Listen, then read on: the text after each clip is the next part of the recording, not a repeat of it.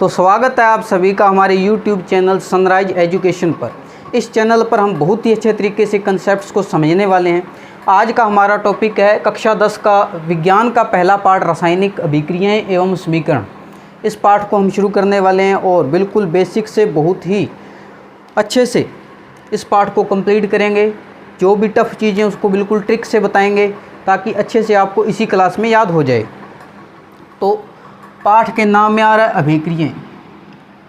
अभिक्रियाएं क्या होती हैं? अभिक्रियाएं देखिए एक तरह का परिवर्तन है। परिवर्तन उदाहरण के लिए आप देख सकते हैं, अगर लोहे की कील को बाहर वायुमंडल में छोड़ दें तो उस पर जंग लग जाती है, कुछ परिवर्तन हो जाता है। दूध से दही में परिवर्तन हो जाता है, अभिक्रिया है। इसी प्रकार पानी से बर्फ़ बनना एक प्रकार का परिवर्तन, ये सभी अभिक्रियाएं हैं। अभिक्रियाओं को दो भागों में बांटा गया है। अभिक्रियाएं या परिवर्तन, इन्हें हम दो भागों में बांट सकते हैं। पहला होता है भौतिक अभिक्रिया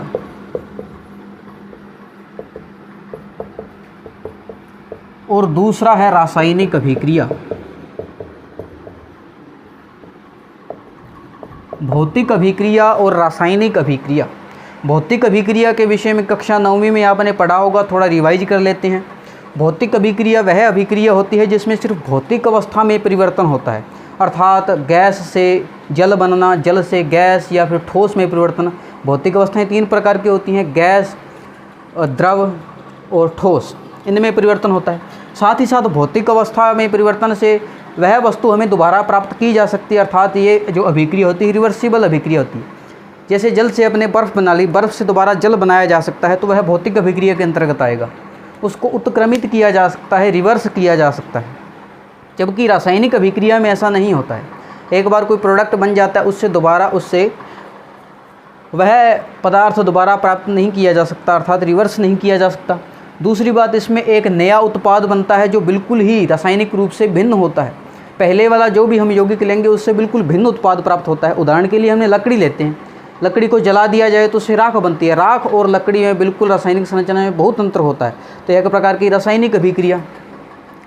अब भौतिक अभिक्रिया हम कक्षा 9वीं में पढ़ चुके हैं। अब हमारा पूरा पाठ रासायनिक अभिक्रिया पर होने वाला है कि रासायनिक अभिक्रियाएं किस प्रकार होती हैं।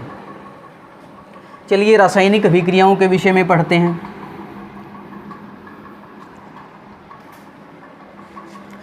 रासायनिक अभिक्रियाओं हमें आसपास अनेक प्रकार की रासायनिक अभिक्रियाएं देखने को मिल सकती हैं, जैसे कि लोहे की कील पर जंग लगना।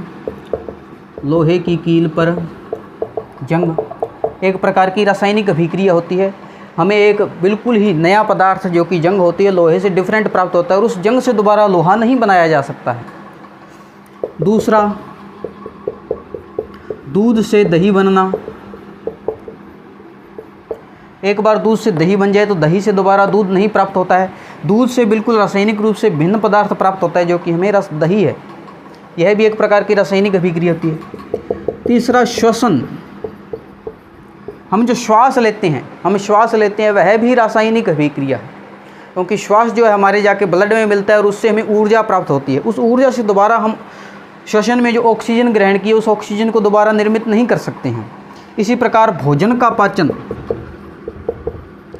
भोजन का पाचन यह भी एक प्रकार की रासायनिक अभिक्रिया है। पचे हुए भोजन से दोबारा अच्छे वाला भोजन तो प्राप्त नहीं होगा, तो यह भी एक प्रकार की, ये हमारे दैनिक जीवन में होने वाली कुछ मुख्य रासायनिक अभिक्रियाएं हैं।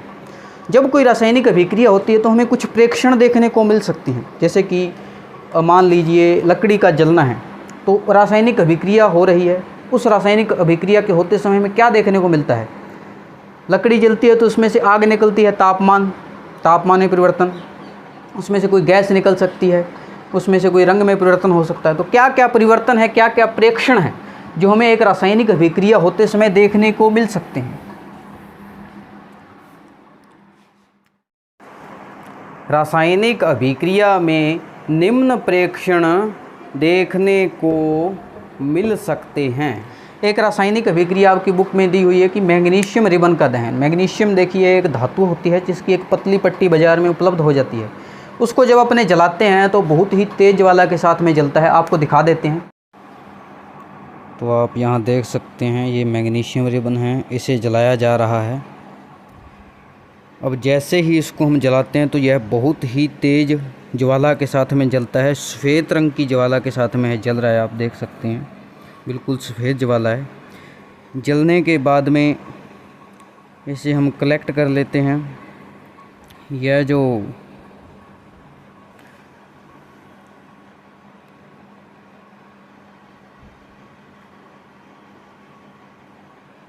अब यह जो पाउडर हमें प्राप्त हो रहा है यह मैग्नीशियम ऑक्साइड है। तो इस प्रकार मैग्नीशियम रिबन का दहन होता है तो बहुत ही तेज़ ज्वाला निकलती है।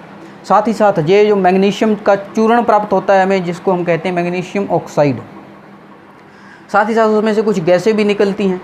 तो उसको अपने देख से यह बोल सकते हैं कि रासायनिक अभिक्रिया में कुछ ना कुछ प्रेक्षण यानी कुछ देखने को हमें मिलता है जब रासायनिक अभिक्रिया होती है। पहला तो क्या, अवस्था में परिवर्तन। जिस प्रकार भौतिक अभिक्रिया में अवस्था में परिवर्तन हो जाता है, ठोस से द्रव में, द्रव से गैस में, उसी प्रकार रासायनिक अभिक्रिया में अवस्था में परिवर्तन हो सकता है। दूसरा है रंग में परिवर्तन। किसी भी रासायनिक अभिक्रिया के होते समय रंग में भी परिवर्तन हो सकता है हम किसी और रंग का पदार्थ लें और अभिक्रिया के बाद में डिफरेंट रंग हो जाए। तीसरा है तापमान में परिवर्तन। जलाने वाली कोई भी अभिक्रिया होगी तो वह हमेशा ही रासायनिक अभिक्रिया के अंतर्गत आएगी। और जलाने वाली अभिक्रियाओं में आप देखते हैं कि ऊष्मा निकलती है, गर्मी मिलती है हमें। तो तापमान में परिवर्तन एक मुख्य लक्षण है रासायनिक अभिक्रियाओं का। जलाने वालियों में देखिए तापमान बढ़ता है, तापमान बाहर निकलता है, ऊर्जा निकलती है। ऐसी भी अभिक्रियाएं हो सकती हैं जिसमें तापमान कम हो, तो तापमान कम और ज़्यादा हो सकता है। और एक है गैस का निष्कासन या उत्सर्जन। किसी भी रासायनिक अभिक्रिया के होते समय किसी गैस का उत्सर्जन हो सकता है, गैस का निर्माण हो सकता है। तो ये मुख्य प्रेक्षण है जो हमें कि रासायनिक अभिक्रिया में देखने को मिलते हैं। अब देखिए रासायनिक अभिक्रिया के प्रेक्षण हो गए। अब रासायनिक अभिक्रिया कोई हो रही है उसको हम लिखेंगे कैसे। मान लीजिए अभी जो हमने अभिक्रिया देखी कि मैग्नीशियम रिबन का दहन, उसे हम लिखते हैं। मैग्नीशियम रिबन को जब जलाया जाता है, मैग्नीशियम रिबन का दहन, जब किसी चीज़ को जलाया जाता है तो उसकी राख बनती है, तो मैग्नीशियम की भी राख बनेगी। मैग्नीशियम की जो राख होती है उसे हम मैग्नीशियम ऑक्साइड कहते हैं। मैग्नीशियम को जलाने पर हमें मैग्नीशियम ऑक्साइड का श्वेत चूर्ण प्राप्त होता है। मैग्नीशियम को जब अपने जलाते हैं तो मैग्नीशियम ऑक्साइड का चूर्ण प्राप्त होता है। जिस प्रकार लकड़ी को जलाने पर राख का चूर्ण हमें प्राप्त होता है, उसी प्रकार मैग्नीशियम को जलाने पर भी राख बनेगी, जिसे कि हम कहेंगे मैग्नीशियम ऑक्साइड। जब किसी भी वस्तु को जलाया जाएगा तो वह हमेशा ही ऑक्सीजन से संपर्क में ही जलेगी। बिना ऑक्सीजन के कोई भी पदार्थ जलता नहीं है। मैग्नीशियम को जलाएंगे तो यह भी ऑक्सीजन के सहयोग से जलेगी। आप एक प्रयोग कर सकते हैं, मोमबत्ती जलाइए, उसके ऊपर ग्लास रख दीजिए। ग्लास रखने के बाद में बाहर के वातावरण से मोमबत्ती का संपर्क टूट जाएगा और थोड़ी देर बाद में मोमबत्ती बुझ जाएगी। वह इस कारण बुझ जाती है क्योंकि उसको मिलने वाली ऑक्सीजन बंद हो जाती है। तो इसको अपने लिखेंगे कि मैग्नीशियम का जब दहन करेंगे, मैग्नीशियम का दहन करेंगे तो इसके साथ में मिलता है ऑक्सीजन। जलाएंगे तो आपने सिर्फ सिंपल रखना है कि आपको ऑक्सीजन जोड़ देना है, ऑक्सीजन का योग होगा। और जब ऑक्सीजन का योग होता है तो ऑक्साइड बनता है, तो हम कहेंगे जो चूर्ण हमें जो राख मिलेगी वह होगी मैग्नीशियम ऑक्साइड। ऑक्सीजन से ऑक्साइड, मैग्नीशियम का ऑक्साइड बन जाएगा। समझ गए।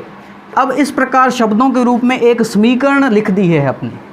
यह एक समीकरण होगी जिस प्रकार मैथ में समीकरण होती हैं, तो इसको हम बोलेंगे शब्द समीकरण, क्योंकि ये शब्दों के रूप में लिखी हुई है, अतः हम इसे कहेंगे शब्द समीकरण। तो यहाँ पर हमने पूरी अभिक्रिया को इस प्रकार लिख लिया है समीकरण के रूप में। अब देखिए मैग्नीशियम ऑक्सीजन, मैग्नीशियम ऑक्साइड, इन सभी के अपने सूत्र होते हैं, फॉर्मूले होते हैं विज्ञान में, जो कि आपको याद करने पड़ेंगे। अगर मैं इसे, अब देखिए मैग्नीशियम को मैं Mg से लिख सकता हूँ, क्योंकि मैग्नीशियम का फॉर्मूला होता है Mg, तथा ऑक्सीजन का फॉर्मूला होता है O2, और मैग्नीशियम ऑक्साइड को हम लिखेंगे MgO। इस प्रकार यह प्रतीकों के रूप में रासायनिक अभिक्रिया को लिख दिया गया है। प्रतीकों के रूप में अगर रासायनिक अभिक्रिया को लिखा जाता है तो हम उसे कहते हैं रासायनिक समीकरण। रासायनिक समीकरण। अब यहाँ पर यह एक रासायनिक समीकरण हमें प्राप्त हो चुकी है। देखिए हमारा अपने मैग्नीशियम रिबन का दहन काफ़ी लंबी प्रोसेस, जो कि बिल्कुल शॉर्ट करके लिख दिया हमने। मैग्नीशियम रिबन को जलाने पर मैग्नीशियम ऑक्साइड प्राप्त होता है, और ये सारी जानकारी इतनी सी लाइन में आ चुकी है। अब रासायनिक समीकरण लिखने के बाद में आप देखिए, ये जो इधर वाली साइड जो आपस में अभिक्रिया करती हैं, इनको अपने कहते हैं अभिकारक। यहाँ पर मैग्नीशियम और ऑक्सीजन अभिकारक हैं। अभिकारक रासायनिक अभिक्रिया में वह पदार्थ जो आपस में अभिक्रिया करते हैं अभिकारक कहलाते हैं, और उनके अभिक्रिया करने से जो हमें प्राप्त होता है उसे कहते हैं उत्पाद। उत्पाद, अथवा अंग्रेजी में कहें तो प्रोडक्ट। इस साइड में अभिकारक और इस साइड में अपना उत्पाद। रासायनिक अभिक्रिया में हमेशा ही अभिकारकों की संख्या और उत्पाद की संख्या समान होनी चाहिए। अर्थात इस साइड में अपने जितनी भी वैल्यू में लेते हैं, ऑक्सीजन अगर 2 लेते हैं तो इधर भी ऑक्सीजन 2 ही होने चाहिए। मैग्नीशियम 1 है तो इधर भी मैग्नीशियम 1 ही होना चाहिए। संतुलन में होना चाहिए। जिसे आपने देखा होगा कि आप कोई भी सामान खरीदते हैं तो एक तरफ तराजू में अगर 2 किलो का बाट है तो दूसरी तरफ सब्जी भी 2 किलो ही तोली जाएगी। जितना आपने इधर वेट डालेंगे हमें प्रोडक्ट उतना ही मिलना चाहिए। इस प्रक्रिया को अपने कहते हैं रासायनिक अभिक्रिया को संतुलित करना। यानी इस साइड में तत्वों की संख्या इस साइड में तत्वों की संख्या के जब बराबर करते हैं तो इसे कहते हैं रासायनिक अभिक्रिया को संतुलित करना। रासायनिक अभिक्रिया को संतुलित करने में काफ़ी प्रॉब्लम होती है कई बच्चों को, क्योंकि इसकी थोड़ी टेक्निक थोड़ी टफ बताई जाती है। आपको एक बहुत ही सिंपल तरीका बताएंगे इनको संतुलित करने का, लेकिन उससे पहले यह जान लीजिए कि संतुलित करना आवश्यक क्यों है। कई बार प्रश्न आता है कि रासायनिक अभिक्रिया को संतुलित, रासायनिक समीकरण को संतुलित करना आवश्यक क्यों है। तो फिजिक्स में एक लॉ है द्रव्यमान संरक्षण का नियम। द्रव्यमान संरक्षण का नियम, उसके बारे में पढ़ते हैं। वह क्या होता है?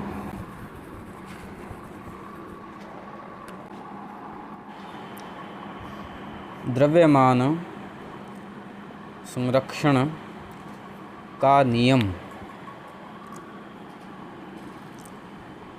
किसी भी रासायनिक अभिक्रिया में द्रव्यमान को न तो उत्पन्न किया जा सकता है तथा न ही नष्ट किया जा सकता है। अगर आपसे प्रश्न पूछा जाता है कि किसी भी रासायनिक अभिक्रिया को संतुलित करना क्यों आवश्यक है, तो हम कहेंगे कि द्रव्यमान संरक्षण के नियमानुसार किसी भी रासायनिक अभिक्रिया में द्रव्यमान को न तो नष्ट किया जा सकता है ना ही उत्पन्न किया जा सकता है। किसी भी द्रव्यमान को नष्ट नहीं किया जा सकता। आप इधर अभिकारक के रूप में अगर 2 ऑक्सीजन ले रहे हैं तो आपको उत्पाद में 2 ऑक्सीजन प्राप्त होने चाहिए। ऑक्सीजन नष्ट नहीं कर सकते हैं और ना ही हम ज़्यादा कर सकते हैं ऑक्सीजन को, किसी भी तत्व को। तो अभिकारक में और उत्पाद में दोनों तरफ साम्य स्थापित होना चाहिए, डिफरेंस नहीं होना चाहिए संख्या में। मान लीजिए हम यहाँ पर पहले वाली समीकरण ही लेते हैं, Mg + O2, ये बनता है हमारा MgO। अब यहाँ पर देखिए 2 ऑक्सीजन लिए थे लेकिन यहाँ 1 ही ऑक्सीजन बचा है। तो इस ऑक्सीजन को 2 करने के लिए यहाँ 2 लगा देते हैं। 2 ऑक्सीजन हो गए और Mg यहाँ 2 हो गए तो यहाँ 2 लगा देते हैं। लेकिन यह एक क्रमबद्ध तरीके से अपने करेंगे तभी समझ में आएगा। इस तरीके से आप अगर इसको संतुलित करने का प्रयास करते हैं तो नहीं हो पाएगा। इसकी एक प्रॉपर टेक्निक होती है जिसे फॉलो करते हुए आप किसी भी प्रकार की समीकरण को सॉल्व कर सकते हैं। उदाहरण के लिए मान लीजिए हमारे पास यहाँ पर एक रासायनिक समीकरण है जिसे हमें संतुलित करना है, जो कि है Fe आयरन के साथ में जब जल अभिक्रिया करता है, जल वाष्प अभिक्रिया करती है तो उस आयरन पर जंग लग जाती है तथा हाइड्रोजन गैस का निर्माण होता है। यह एक रासायनिक अभिक्रिया है जिसे हमें संतुलित करना है। अब इसे संतुलित करने की बिल्कुल सिंपल बेसिक ट्रिक है कि आपको सबसे पहले पूरी समीकरण पर पेंसिल से इस प्रकार बॉक्स बना लेने हैं सभी यौगिकों के चारों ओर। बॉक्स बनाने का कारण यह है कि इस बॉक्स के अंदर आप कोई भी संख्या नहीं लिख सकते हैं, इसके अंदर आप कोई भी छेड़छाड़ नहीं कर सकते हैं। अब इसके बाद में हमें संतुलित करने का कार्य शुरू करना है, जिसके लिए सबसे पहले आपको एक इस प्रकार सारणी बना लेनी है, जहाँ पर आप लिखेंगे तत्व, इसमें कौन कौन से तत्व हैं। फिर अभिकारक वाली साइड में उन तत्वों की संख्या कितनी है। अभिकारक में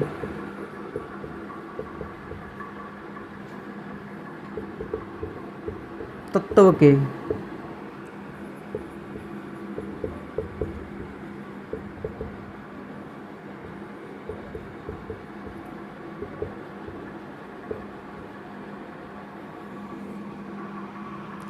तथा उत्पाद में परमाणुओं की संख्या कितनी है।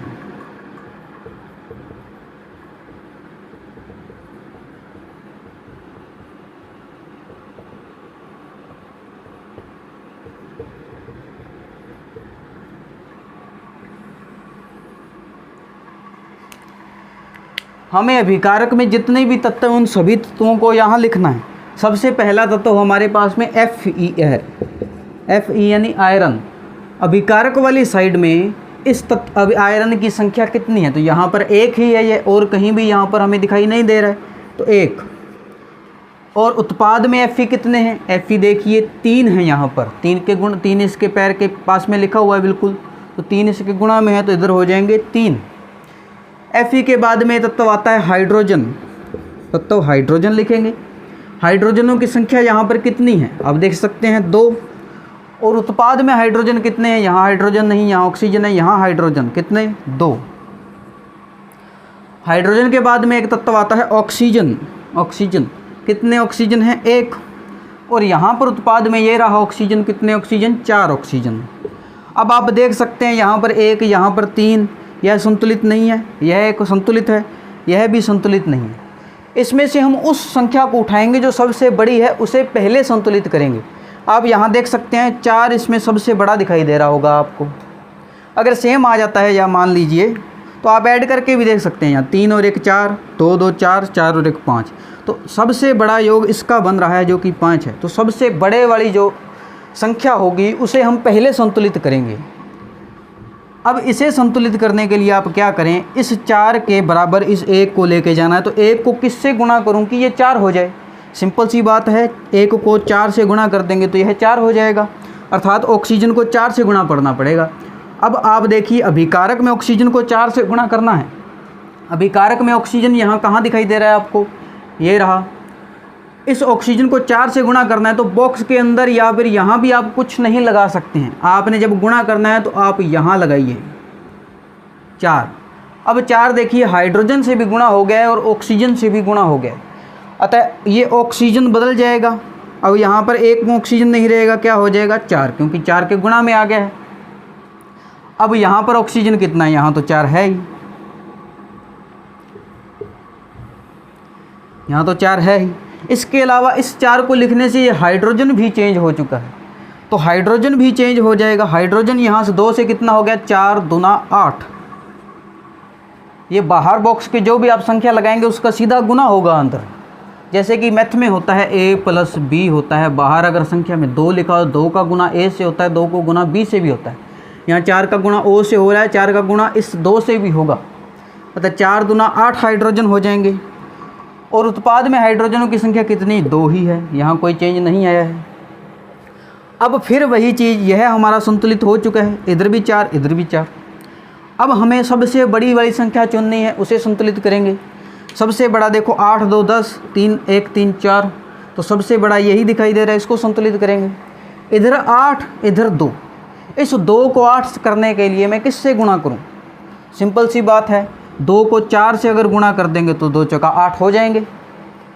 उत्पाद वाली साइड 2 अपने हाइड्रोजन हैं, हाइड्रोजन को 4 से गुणा करना है उत्पाद वाली साइड में। उत्पाद वाली साइड में हाइड्रोजन यह रहा, इसको 4 से गुणा करने के लिए 4 हम इस बॉक्स के बाहर यहाँ लगा देंगे। अब यहाँ पर 8 और यहाँ पर भी क्या हो जाएंगे 8। यह भी संतुलित हो चुका है। यहाँ पर 4 लगाने से यहाँ और कोई तत्व नहीं था जो कि बढ़ जाए या कम हो जाए, जिसकी संख्या बदल जाए, अतः यह वैसे के वैसे पड़े रहेंगे बाकी।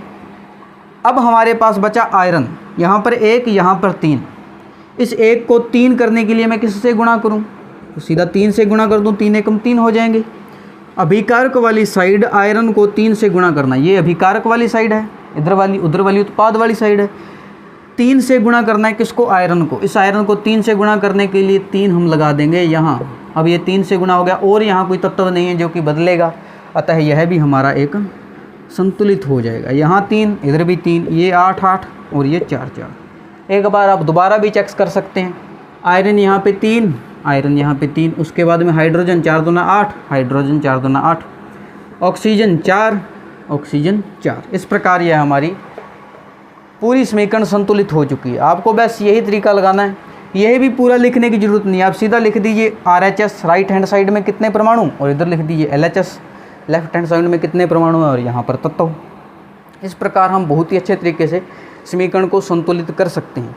अब यहाँ पर हमारी संतुलित रासायनिक कुछ समीकरण कुछ इस प्रकार हमें प्राप्त हो चुकी है।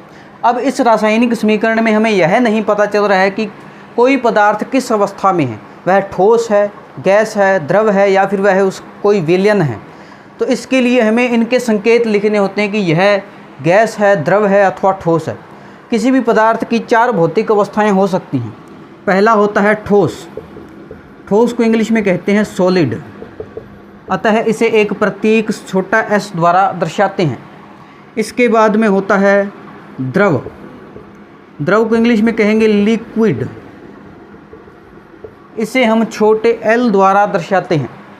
इसके बाद में गैस, जिसे कि इंग्लिश में गैस ही कहते हैं, जिसे छोटा g द्वारा दर्शाते हैं। और एक होता है जलीय विलयन, जलीय विलयन, जिसे इंग्लिश में कहते हैं एक्वस, जिसे हम AQ द्वारा दर्शाते हैं। अब ये जो पदार्थ हैं, इन सभी की जो जो अवस्थाएं हैं उसके संकेत हम इसके पास में लगाएंगे। Fe आयरन का प्रतीक होता है, यानी लोहे का होता है, लोहा सॉलिड होता है हमेशा। ठोस होता है तो हम लगाएंगे S इसके सामने। इसकी अभिक्रिया जलवाष्प के साथ में होती है, भाप के साथ में होती है, तब जा कर के जंग बनती है। तो हम लिखेंगे कि ये जो H2 है ये कि हमें गैस के रूप में लेना है। इसके बाद में लोहे पर जंग का निर्माण होता है, वह जंग ठोस होती है तो हम लगाएंगे सॉलिड S, या सॉलिड होगा। और हाइड्रोजन गैस का निष्कासन भी होता है, हाइड्रोजन का गैस होती है तो हम गैस का प्रतीक लगाएंगे G। इस प्रकार हम किसी भी रासायनिक अभिक्रिया में उसके भौतिक अवस्थाओं के संकेतों को भी पास में लिख सकते हैं। जैसे कि आयरन सॉलिड है तो S लगा दिया, अपने जलवाष्प गैस होती है तो G लगा दिया। ये उस पर जंग जो का निर्माण जो होता है, परत बन जाती है भूरे रंग की, वह एक सॉलिड होती है, ठोस होती है तो S लगा दिया। हाइड्रोजन गैस होती है तो G लगा दिया। यह भौतिक अवस्थाओं के संकेत आप अच्छे से याद कर लें। अगर विलयन होता है जलीय, जल में किसी प्रकार का विलयन बना हुआ है, तब AQ लगाते हैं। लेकिन अगर जल में विलयन नहीं है, सीधा तरल है, लिक्विड है, तब हम L लगाएंगे। सीधा जल आ जाता है, मान लीजिए H2O सीधा जल, तो हम उसका L लगाते हैं क्योंकि इसमें कुछ ना कुछ मिला हुआ नहीं है। अगर इसी जल में मान लीजिए मैं थोड़ा कोई पदार्थ डाल दूँ, जैसे NaCl, नमक डाल दूँ, NaCl का जलीय विलयन बना दूँ, तो इसके सामने मैं लगाऊंगा AQ, क्योंकि यह एक जल में विलयन है। तो आपको लिक्विड और विलयन में कंफ्यूज नहीं होना है। लिक्विड का मतलब होता है शुद्ध, जैसे कि आप सरसों का तेल ले लीजिए, उसमें कोई पदार्थ नहीं मिला हुआ है तो वह लिक्विड होगा। केरोसिन का तेल सीधा लिक्विड होगा। लेकिन वहीं आप नमक ले लीजिए, उसको पानी में घोल दीजिए और आप कहेंगे नमक का जलीय विलयन, तब आप लगाएंगे AQ। इसी प्रकार किसी भी पदार्थ का जब जलीय विलयन बनाते हैं तब हम लगवाते हैं AQ एक्वस। आप समझ गए होंगे। अब आप देखिए, किसी भी अभिक्रिया में कुछ परिस्थितियाँ भी हो सकती हैं। परिस्थितियों से मेरा प्राय है जैसे कि दाब कितना है, ताप कितना है, क्या सूर्य का प्रकाश उपस्थित है अथवा उपस्थित नहीं है। इस प्रकार किसी भी अभिक्रिया में जो जो परिस्थितियाँ हैं उन्हें भी लिखा जा सकता है। उन्हें हम किस प्रकार लिखेंगे? उदाहरण के लिए कोई अभिक्रिया हो रही है जिसमें कि बहुत ज़्यादा दाब की आवश्यकता पड़ती है, दाब बनाना पड़ता है। जैसे कि एक अभिक्रिया होती है जो कार्बन मोनोऑक्साइड, जो कि गैस होती है, पर उच्च दाब में हाइड्रोजन गैस को मिलाया जाता है तो हमें एथेनॉल प्राप्त होता है। यह अभिक्रिया उच्च दाब में होती है जहाँ पर कि दाब 340 एटमॉस्फेयर का होता है, 340 एटमॉस्फेयर का दाब। यह अभिक्रिया 340 एटमॉस्फेयर दाब पर संपन्न होती है। यह जो परिस्थिति है इसे हम तीर के ऊपर दर्शा सकते हैं। यहाँ 340 एटमॉस्फेयर दाब पर कार्बन मोनोऑक्साइड के साथ में हाइड्रोजन की अभिक्रिया द्वारा एथेनॉल का निर्माण होता है। तो जो भी परिस्थितियाँ होती हैं उसे हम तीर के ऊपर दर्शाते हैं। इसी प्रकार आपने देखा होगा प्रकाश संश्लेषण की अभिक्रिया हमेशा प्रकाश की उपस्थिति में ही संपन्न होती है। प्रकाश संश्लेषण की अभिक्रिया एक परिस्थिति होती है कि प्रकाश उत्पन्न होना चाहिए तथा पत्ती में क्लोरोफिल भी उपस्थित होना चाहिए। उसे हम किसे लिखेंगे? प्रकाश संश्लेषण।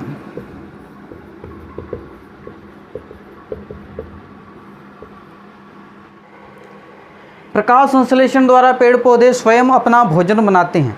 भोजन बनाने के लिए वह जमीन से जल ग्रहण करेंगे H2O, जो कि 6 मॉलिक्यूल होंगे लिक्विड के रूप में।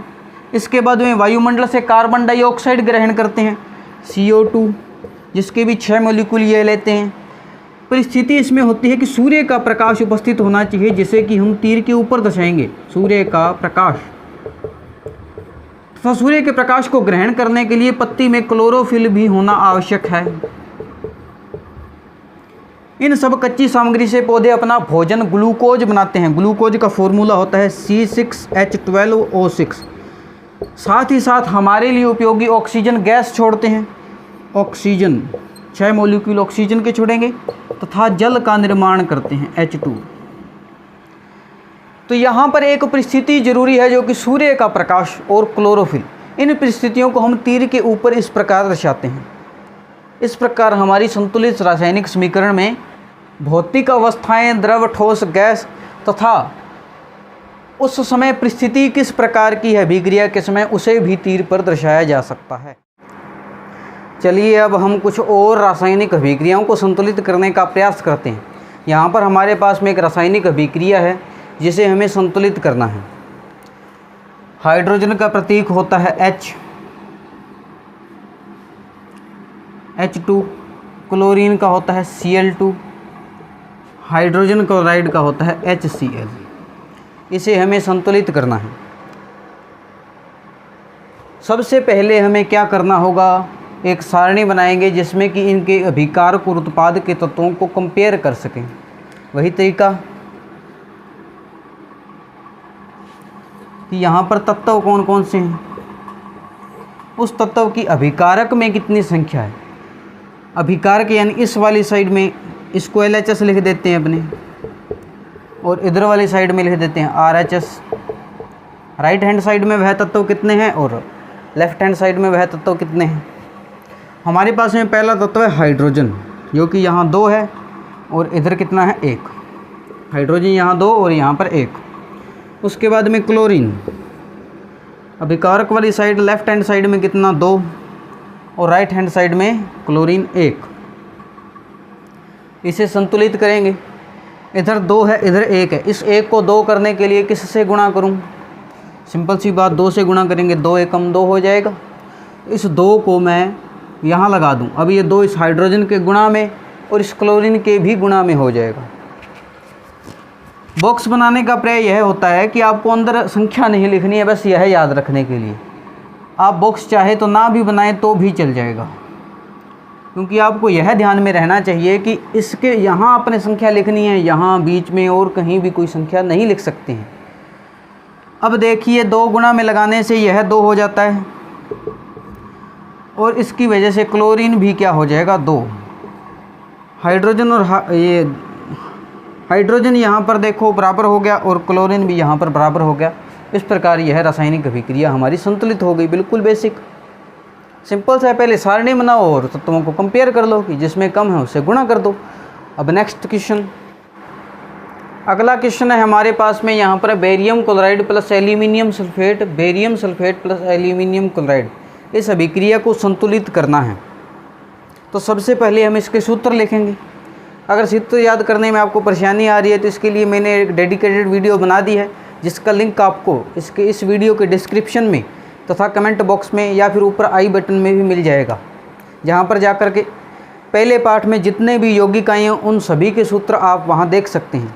करीब 60 के करीब यह सूत्र होंगे जिन्हें आप याद कर सकते हैं। तो यहाँ पर है बेरियम क्लोराइड, इसका फॉर्मूला होता है BaCl2। एल्यूमिनियम सल्फेट Al2SO4 3, जिससे बनता है barium sulphate BaSO4 plus aluminium chloride AlCl3। इस अभिक्रिया को हमें संतुलित करना है। संतुलित करने का सबसे पहला चरण हमारा यही है कि हम सारणी बनाएंगे और तत्वों को कंपेयर करेंगे। बिल्कुल सिंपल सा तरीका है अपने संतुलित करने का। ज़्यादा आपको दिमाग घुमाने की ज़रूरत ही नहीं है, बस सिंपल से इसे सारणी बनाओ। जितने भी तत्व आ रहे हैं उनको लिखो। यहाँ पर आप लिखो तत्व, उन तत्वों की संख्या राइट हैंड साइड में या फिर इसको अपने लेफ़्ट हैंड साइड में यहाँ पर कितनी है, LHS में कितनी है, और वही तत्वों की संख्या RHS तीर की उस साइड में कितनी है, बस हमें कंपेयर करना है। सबसे पहले तत्व हमारे पास में है बेरियम। बेरियम यहाँ पर इस साइड में कितने बेरियम हैं, तो यहाँ पर ये एक बेरियम, और कहीं दिख रहा है आपको BA नहीं, तो LHS में इस वाली साइड में तीर के एक बेरियम, एक यहाँ लिख लेंगे अपने थोड़ा। तीर के साइड में राइट हैंड साइड में कितने, एक। ऐसे ही आप सभी तत्वों के संख्याएं लिख लेंगे। उसके बाद में क्लोरीन,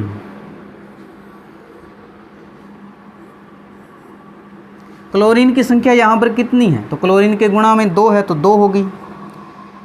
उत्पाद वाली साइड में क्लोरीन कितनी है, तो क्लोरीन की यहाँ देखो 3 लगा हुआ है तो उत्पाद वाली साइड में 3। उससे आगे वाला तत्व हमारे पास में क्लोरीन के बाद में एल्यूमिनियम। एल्यूमिनियम कितने एल्यूमिनियम, इधर वाली साइड में 2 तो 2 लिख देंगे। इस साइड में एल्यूमिनियम कितने, यहाँ पर देखिए एक ही एल्यूमिनियम है तो 1। एल्यूमिनियम के बाद में सल्फ़र। सल्फ़र यहाँ पर आपको 1 दिखाई दे रहा है, लेकिन ब्रैकेट बंद होने के बाद में यहाँ 3 है। अब ब्रैकेट के बाहर 3 लगा हुआ है, इसका मतलब इस 3 का गुणा इस ऑक्सीजन और सल्फ़र दोनों के साथ में होगा, तो सल्फ़र का गुणा 3 से होगा तो 3 सल्फ़र हो जाएंगे। तो यहाँ पर हम लिखेंगे 3 सल्फ़र।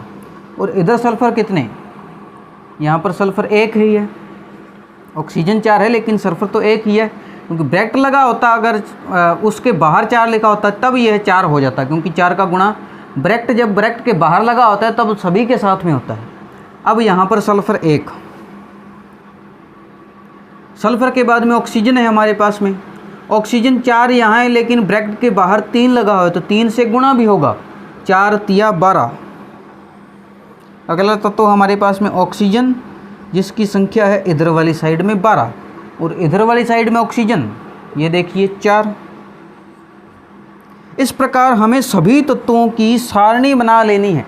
तत्वों की संख्या लेफ्ट हैंड साइड में और राइट हैंड साइड में लिख लेंगे।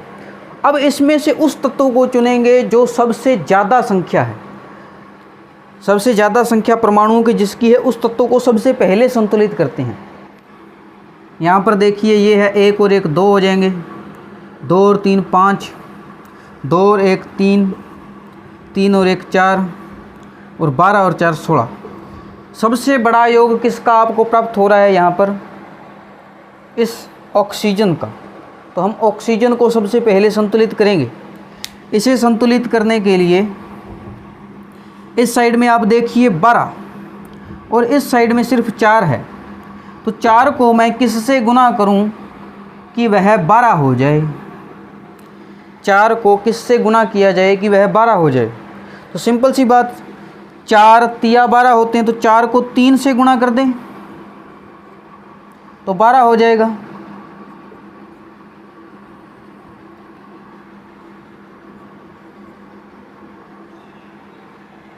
चार को 3 से गुणा कर दें।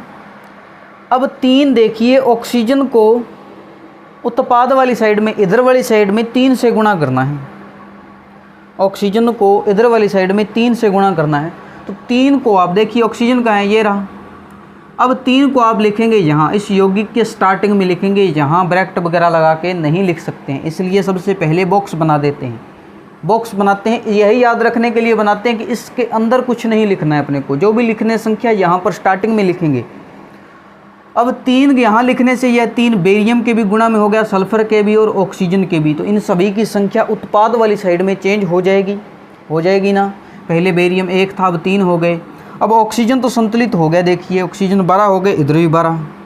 तो यह हमारा एक प्रकार से संतुलित है। लेकिन बेरियम देखिए अब 3 हो गया, तो उत्पाद वाली साइड में बेरियम ये रहा, 1 से क्या हो गया 3, बेरियम राइट हैंड साइड में 3 हो गया।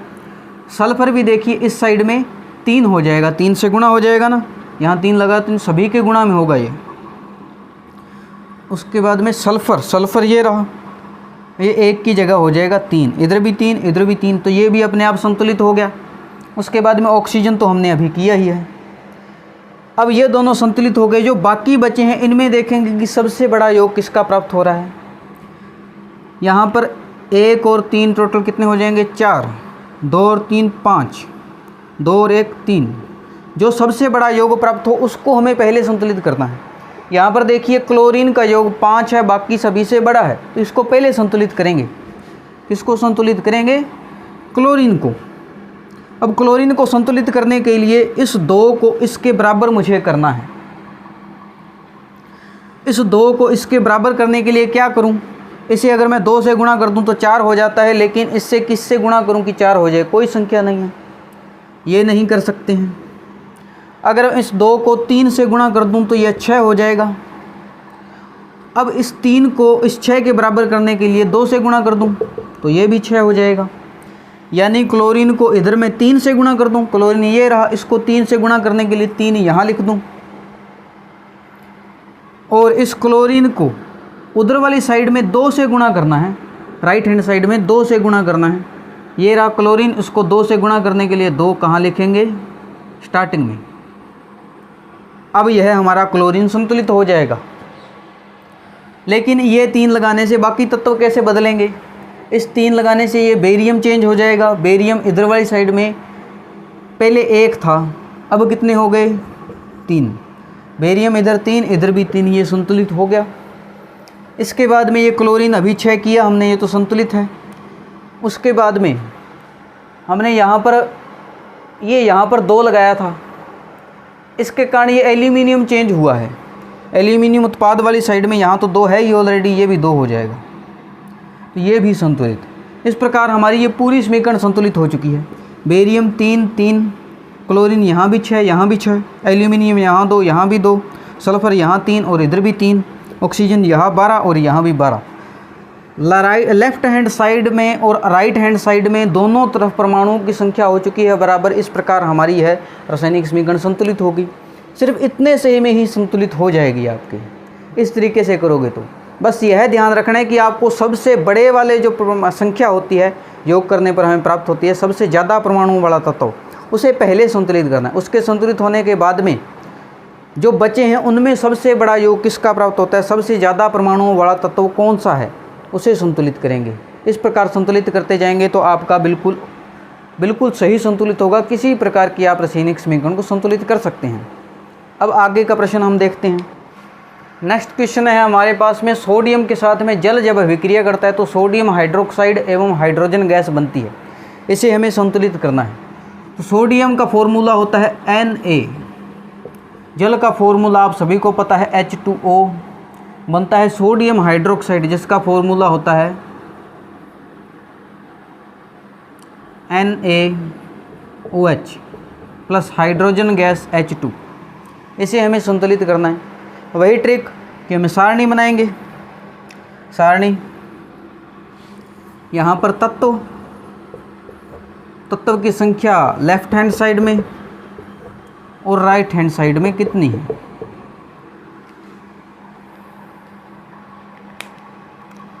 सबसे पहला तत्व हमारे पास में है सोडियम। सोडियम की संख्या कितनी इधर वाली साइड में, तो एक ही है।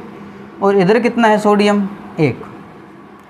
उसके बाद में हाइड्रोजन, हाइड्रोजन की संख्या कितनी 2। इधर संख्या कितनी है देखिए, 1 ये रहा और 2 ये रहे, 1 + 2 3। उसके बाद में है ऑक्सीजन, ऑक्सीजन की संख्या यहाँ पर 1 और इधर भी ऑक्सीजन की संख्या 1 ही है। यहाँ पर जो संतुलित करने वाला तत्व हमें सबसे बड़ा दिखाई दे रहा है वो है ये। अब इसको हम संतुलित कैसे करेंगे, यहाँ पर देखिए ऑक्सीजन 2 जगह पर आ चुकी है, हाइड्रोजन यहाँ पर 2 जगह पर आ गया, यहाँ आ गया और एक यहाँ आ गया। तो हम किसके गुणा में लगाएं, इसके गुणा में लगाएं या इसके गुणा में लगाएं? तो इसको देखने के लिए आपको एक सिंपल सी ट्रिक है कि जो आपको यौगिक सबसे बड़ा दिखाई देता है, जिस यौगिक में सबसे ज़्यादा परमाणु आपको दिखाई देते हैं, आप उसको चेंज कीजिए। सबसे पहले यहाँ पर हमें NaOH में देखिए 1 2 और ये 3 परमाणु दिखाई दे रहे हो, जिसमें सिर्फ 2 हैं। इसकी संख्या ज़्यादा है, यानी हम 1 के गुणा में कोई संख्या करेंगे। हम क्या करते हैं, इस 1 को 2 से गुणा कर देते हैं। तो 1 दूना 2 एकम 2 + 2, ये टोटल हो जाएंगे 4। अब इस 4 के बराबर इसको करना है, तो इसे 2 से गुणा कर दें तो 4 हो जाएंगे। हमने जो जो यहाँ पर गुणा में लगाया है वह समीकरण में लगा देंगे। हमने क्या किया, जहाँ पर 1 हाइड्रोजन था उसे 2 से गुणा किया। हाइड्रोजन यहाँ पर 1 था, इसको 2 से गुणा करने के लिए 2 हम इस यौगिक के स्टार्टिंग में लगाएंगे। और ये हाइड्रोजन लेफ़्ट हैंड साइड में भी 2 से गुणा करना है, इधर वाली साइड में भी 2 से गुणा कर देंगे। लेकिन इनको लगाने के बाद में बाकी तत्व चेंज हो जाएंगे। यहाँ पर हमने 2 लगाया तो हाइड्रोजन 4 हो गए, लिख दिया। ऑक्सीजन कितने हो जाएंगे, 1 से हो जाएंगे 2 गुना में हो जाएगा। उसके बाद में यहाँ 2 लगाया तो सोडियम चेंज हो गया, सोडियम हमारा चेंज हो गया, 1 से 2 हो गई। और साथ ही साथ ऑक्सीजन भी चेंज हो गया। ऑक्सीजन यहाँ 1 से कितने हो गए, 2 गुना में आ गया, 2 हो गए। हाइड्रोजन अभी हमने चेंज किया कि 2 से गुणा हो जाएगा, तो ये 2 और 2 4 हो जाएंगे। हाइड्रोजन हमारा संतुलित है, यह भी हमारा संतुलित हो गया। इधर भी 2 इधर भी 2, संतुलित रहने वाला बाकी रह गया जो सोडियम है। इधर वो सोडियम 2 है, इधर सोडियम 1 ही है। इस 2 के बराबर इस 1 को करने के लिए 2 से गुणा कर देंगे, 2 एकम 2 हो जाएंगे। तो ये भी संतुलित, यहाँ 2 से गुणा कर दिया। अब इस 2 से लगाने से कोई और तो चेंज नहीं होता है, इसलिए हमें एक संतुलित रासायनिक समीकरण मिल जाती है।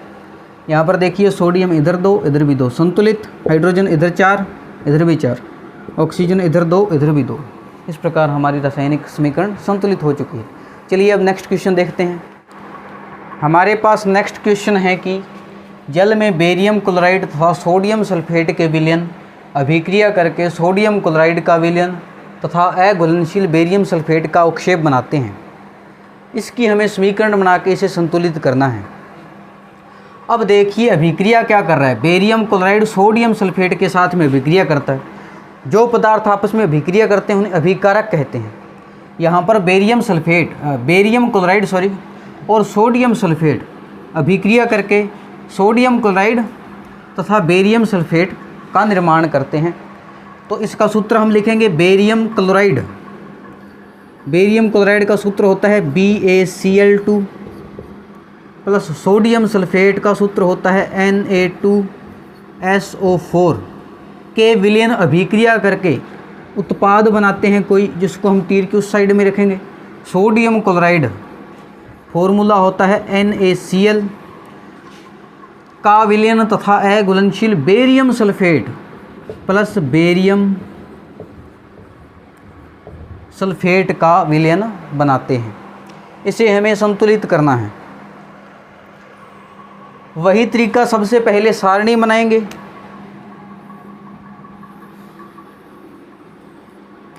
यहाँ पर पहले लिखेंगे कि हम तत्व कौन कौन से हैं, उसके बाद में उन तत्वों की संख्या अभिकारक में कितनी है और उन तत्वों की संख्या उत्पाद में कितनी है।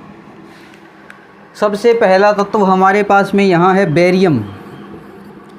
कितने बेरियम हैं यहाँ पर, तो 1, और उत्पाद में ये कितने हैं, यहाँ भी 1 ही है।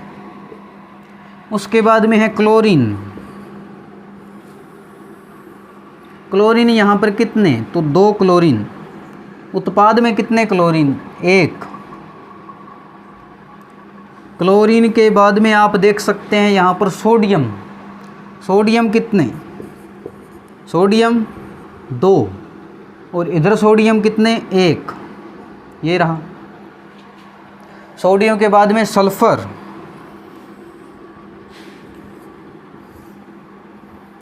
सल्फ़र कितना, 1, और इधर सल्फ़र कितना, यहाँ भी 1। सल्फ़र के बाद में हमारे पास में यहाँ पर है ऑक्सीजन। ऑक्सीजन, ऑक्सीजन यहाँ पर 4 हैं, और इधर ऑक्सीजन कितने हैं, 4। अब जो तत्व संतुलित नहीं हैं उसे हम संतुलित करेंगे, और उनमें से उसे संतुलित करेंगे जिसकी संख्या सबसे ज़्यादा है।